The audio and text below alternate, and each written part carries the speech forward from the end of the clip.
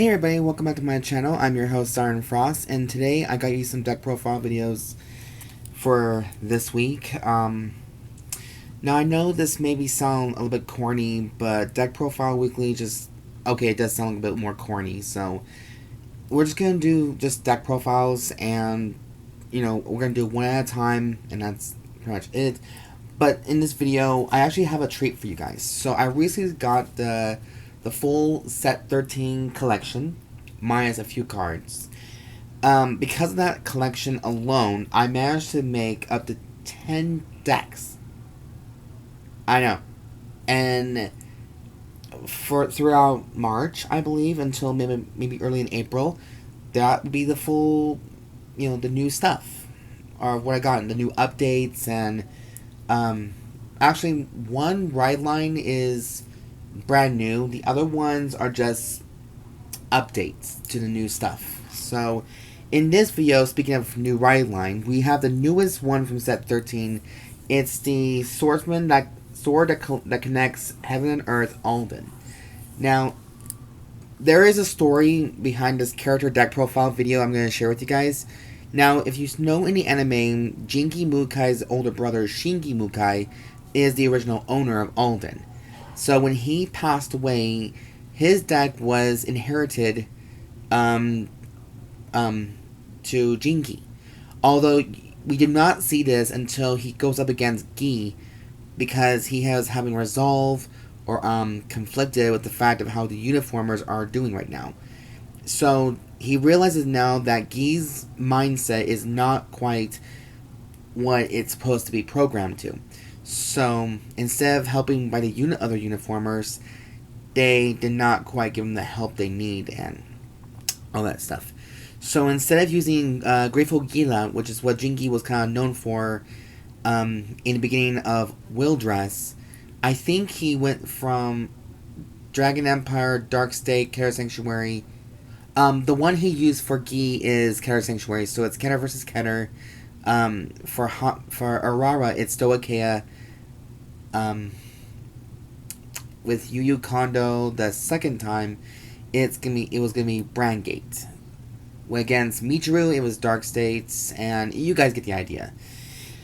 But in this video, we're going to actually do, I think this is the complete deck. Not everything's all like how it is in the character deck profile video, but this is pretty much going to be a character deck, pretty much for Jinki Mukae. I call this a power transfer from the original owner to the new owner. So, give or take how you want to sound. It may sound a little bit corny, but this is just how I say it. So, when I read about Alden's deck, it basically, depending if you reveal a different unit with different grade, you can activate certain effects from the grade 1s and 2s, but we'll get into that right now. Let's start with the ride line, and yes, this is a full 54 card deck. We're doing the updated rule change, so the main deck is 50 cards, while the ride deck is only 4. So, and I did finally configure all my decks into the 54 card deck limit. So this is going to actually be pretty interesting. And it's actually a lot more fun too, because it gives you more, like, 4 more spots to do a little bit more deck choices, a little bit more card options. Great stuff. So anyways, let's just hop right into the video. We're going to be actually introducing the Grade 0 Knight of Heavily Admired Admis. Now, this looks like the younger version of Alden when he was just starting out as a knight. So, also, I did find out a very fun fact about this deck itself. It is a somewhat branch to Bastion, because it does have a little bit like a grade 3 gameplay a little bit, but you do require to have all the units of the different grades to activate certain skills. But this is somewhat of a branch, a branch apart from Bastion. And like Mazunori said to Toya, Shingi Mukae is a Keter Sanctuary player himself. So, in some ways, Toya and Shingi pretty much have the same common Knight of Alden kind of thing. Without the Grade 3 Alden, we have the main ride line Alden. So, just that. Little fun fact. And next up we have the Grade 1, which is Knight of Heavenly Lasting Tranquilia. I think the Q is silent in this one, but it's Tranquilia. I thought it was Tranquilia at first. Just the way how you want to spell it, it's Tranquilia, whatever you sound very comfortable playing. But its skill is, when this unit is rolled upon, reveal, and this is the errata version, by the way, not the one that you normally get from the packs. This came as an errata from all the boxes. So thank God for that. It says, reveal 3 cards with different grades from hand. Look at the top 5 cards of your deck. Choose up to 1 grade 1 or less unit card from among them. Call to rear guard. And shuffle the deck. If you did not call a card, you may call this card to rear guard. So it's like a front runner or a forerunner kind of effect. So that is the grade 1 right there. Now the next grade 2 we have is Clearsky Knights Soudios. When the skill is, when this unit is rolled upon, reveal 3 cards with different grades from hand. So basically, Tranquilia and Soudios are the ones who activate the skills. And then look at the top 5 cards of your deck. Choose up to 1 grade 2 or less unit from among them. Call to rear guard. And shuffle your deck. If you did not call a card, you may call this card to rear guard. So these 2 are technically your forerunners for the same effect. Except for one is grade 1, one is grade 2. So very, very, very there, pretty much. And the last one we have is Sword that connects Heaven and Earth, Alden. His active skill is a 1 turn only, but it says Counterblast and Soul Blast 1. Choose up to 1 grade 3 or less card from your hand and call to rear guard. If you call the card, draw 2 cards. Okay, it gives you a little bit of draw power.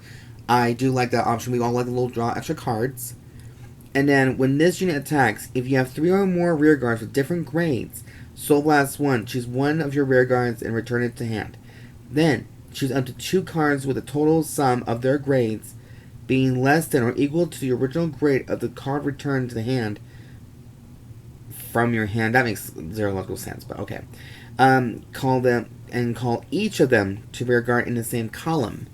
So what you basically want to do is, there's a grade 3 card that gives you boost. We'll go with him just in a few minutes, but so far that's the skill of Alden, and this is the confirmed bright line to now Jinki Mukae's Counter Sanctuary deck. And also, guys, I don't know if this is a very unpopular opinion, but I always kind of thought Jinki Mukae was actually more of a leader than Zaxa, or aka Shirogane, when on the Uniformers team. But I may be wrong. It just says on the Wikipedia what he is. So, and if you guys want to know, I'm actually using Zaxa's sleeves when you get from the DP one, the very first set of Overdressed. The sleeves, just because I thought it can go with the sleeves too. I don't know.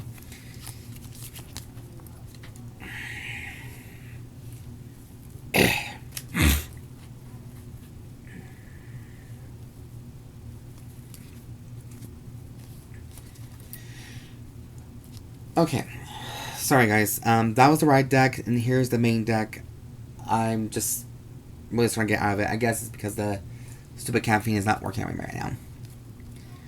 Okay, so of course, I'm just using my usual trigger lineup.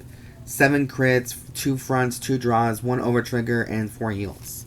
Now, instead of me using the effect heal triggers, I can't speak, I'm sorry. I'm just using the full none ones, just the full playset. So there you go. Alright, so the first one is the 4 heals, which is Knight of Clarion Strings Ricula. I almost said Ricula, like the mint or the cough drop. Ricula. No, she's not like that. She does not provide any cough drops for anybody. So I just figured I'd choose her, just because the other angels are like for Graham Grace and Skyfall Arms. So I figured let's get one that's just by herself. I mean, you can use any all heal trigger if you really want to, but I prefer this one more than anything. 2 copies of Protection Magic Prorobi, just for an extra little bit of draw, and then to provide a 10,000 10k shield. Always a good thing to have. And then for critical triggers, we got 3 copies of Knight of Orderly Bow, Llyvarh. I think it's Llyvarh, whatever the fuck you want to call it. I say Llyvarh. So, there you go. And like I said, this is like a branch version of from the normal Skyfall arms or Graham Grace or Bastion or something like that. Just give or take, you know. um, Also, we got the 4 copies of Blade Feather Eagle or Blade Feather Eagle. What? No, Blade Feather Dragon. I'm sorry. Just for the extra soul power, just in case. And then we got 2 copies of Alpacc for fronts for just the 20k shield value. And of course, the choice of the overtrigger is Duravalse. And I finally got a chance to say true arbitrator of. Oh, I actually have the list. There. Actually have the list. True Arbiter Dragon of 100 Swords, Duravalse. So that's the trigger lineup I had chosen. I might take out the draw triggers to put out 1 more critical and 1 more front for this deck, just because of how much power in my gang. But that's just my give or take. So there's that.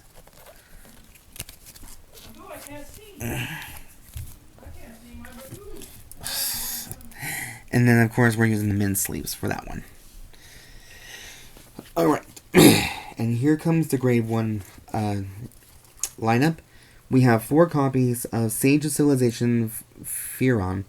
Firon's skill is, when this unit is placed on rear guard, this unit gets 2,000 power until the end of turn.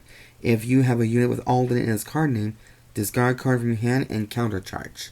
So basically, she helps you with your counterblast abilities, because I think this deck does provide a lot of counterblasting. So it's always nice to have her as a standby effect. And then the other ones we have is 4 Painkiller Angels, just extra draw power, Soul Blast, Shindigs, whatnot. And then we got 3 Palladium Zeal Dragons, and then 1 Elementaria Sanctitude, just for the full complete guard kind of thing, Elemental Guard sort of thing. And the total of this one is 12 grade 1s. So, and actually that's right, that's, oh, not that one. Yep, 12 grade 1s. And 11 grade 2s that we're doing next. We're doing 4 copies of Sharpness Knight Airmac. Let's not confuse with the Ninja Airmac from Mortal Kombat, please. When this unit is placed on rear guard, if you have a Vanguard with Alden, a unit with Alden in its card name, this unit gets 5,000 power in the end turn. If it was placed by your card's ability, it gets 15 instead of 5k. And I'm assuming that's when you only have Alden on the Vanguard, and it gets called on by your own effects. So, give or take on that one, and it does get plus some power. So, this is why I'm thinking that I should probably run fronts as well, and the extra critical because of that skill alone. That's just me. And of course, we have 4 copies of Knight of Rendering Flash Cairbre, and we already know what he does from set 7. So, 4 of him. And then 3 copies of Drilling Angel, just in case, due to its skill of being superior calls. So, I'll you guys probably decide that. Like, I know you guys can probably make this deck into a full Knight kind of deck if you really want to, but I prefer some Angels or some help, just get it started to the best of my abilities. That's all you can do. And I think Jinki actually played Drilling Angel in his deck, and so is Cairbre.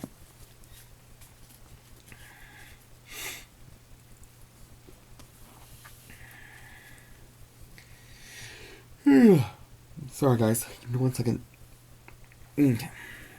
Now finally for grade 3s, we are actually playing 11 grade 3s in this deck. So,